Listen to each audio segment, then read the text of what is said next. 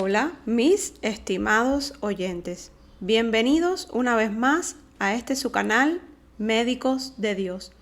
Escudriñando las Escrituras una vez más con la ayuda valiosa del Espíritu Santo. En esta ocasión estaremos leyendo fragmentos de un pasaje de Primera de Reyes 12, del 25 al 33, y quiero que estemos muy atentos a la lectura de esta porción bíblica porque tiene mucha relación con el primer capítulo de esta miniserie de la idolatría. ¿Recuerdan el becerro de oro que edificó Aarón en el desierto? ¿Recuerdan la frase de este hombre consagrado para servir a Dios? Aquí tienes a tus dioses que te sacaron de Egipto. ¿Recuerdan que el pueblo ofreció holocaustos y se arrastró al desenfreno ese día adorando a un dios falso, representado por un becerro de oro inanimado? Todo esto y más fue parte de un complot idolátrico por parte del pueblo de Dios, el cual no tenía temor del Señor, dejándose arrastrar en muchas ocasiones por mandatos externos y por sus tercos corazones. En esta ocasión vimos a un Moisés intercediendo por su pueblo amado, rescatado con mano poderosa de Egipto y llevado por Dios al desierto atravesando múltiples obstáculos, entre ellos un mar que se abrió para que ellos pudieran pasar. Un maná caído del cielo que alimentaba a este pueblo todos los días. Y en contraste a este gran hombre de Dios, vimos a un Aarón idólatra, el cual no seguía los estatutos y mandamientos de nuestro Señor, un hacedor de ídolos. Pues bien, el pueblo no estuvo nunca alejado de esta triste realidad, y hoy quiero leerles fragmentos de una porción bíblica que ministró mi corazón. Vayamos a Primera de Reyes, capítulo 12, a partir del verso 25. Estaré utilizando la traducción Nueva Versión Internacional. Primero quiero ponerlos en contexto, mis estimados oyentes.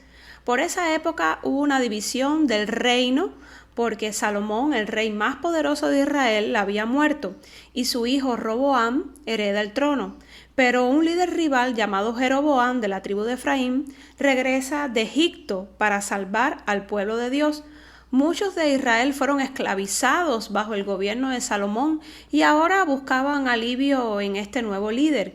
En varias ocasiones este pueblo pidió a Roboam que aliviara sus cargas, pero siempre recibían una negativa.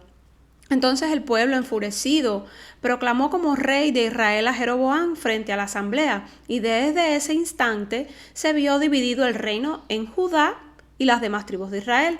Todo esto fue bajo la voluntad del Dios Altísimo. Este nuevo rey saca de la esclavitud a las 11 tribus restantes y las lleva al desierto al norte de Jerusalén. Dado todo este preámbulo, vayamos al texto de hoy y doy lectura bíblica. Jeroboam fortificó la ciudad de Siquem en la región montañosa de Efraín y se estableció allí. Luego se fue a Siquem y fortificó Peniel, pero reflexionó: ¿y qué tal si ahora el reino vuelve a la familia de David? Si la gente sigue subiendo a Jerusalén para ofrecer sacrificios en el templo del Señor, acabará por reconciliarse con su señor Roboam, rey de Judá. Entonces a mí me matarán y volverán a unirse a él. Cierro lectura bíblica. Este interrogante estuvo rondando por la cabeza de aquel hombre. El pueblo había decidido seguirle y claro que era válida su duda. Los israelitas que emigraron con él tendrían que ir hasta el templo para adorar a Dios, y es entonces cuando Jeroboam tuvo una idea. A partir del verso número 28. Después de buscar consejo, el rey hizo 2 becerros de oro y dijo al pueblo: israelitas, no es necesario que sigan subiendo a Jerusalén. Aquí están sus dioses que los sacaron de Egipto. Así que colocó uno de los becerros en Betel y el otro en Dan. Y esto incitó al pueblo a pecar. Muchos incluso iban hasta Dan para adorar al becerro que estaba allí. Cierro lectura bíblica. Analicemos los versículos recordando que la Biblia se interpreta con la propia palabra de Dios. Dice el verso 28 que este rey buscó consejo. ¿De quién buscó el consejo? Evidentemente no fue de Dios, porque este hombre hizo 2 becerros de oro para que fueran adorados y exaltados. Salmo 1:1, dichoso es quien no sigue el consejo de los malvados. Este hombre había dejado atrás los mandamientos del Señor, y el error que había cometido Aarón una vez al fabricar un becerro de oro, este nuevo rey lo había cometido peor, fabricando 2 en vez de 1.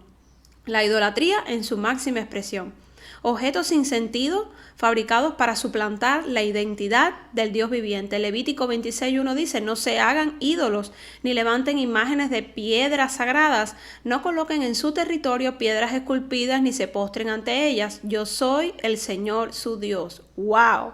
¿Dónde quedó este mandamiento en la vida de este rey que había decidido sacar al pueblo de la esclavitud de Roboam, hijo de Salomón, y estaba cambiando esclavitud por otra esclavitud, peor aún, porque llevó al pueblo a pecar contra Dios, a idolatrar nuevamente una imagen que para nada representaba a Dios aquí en la tierra?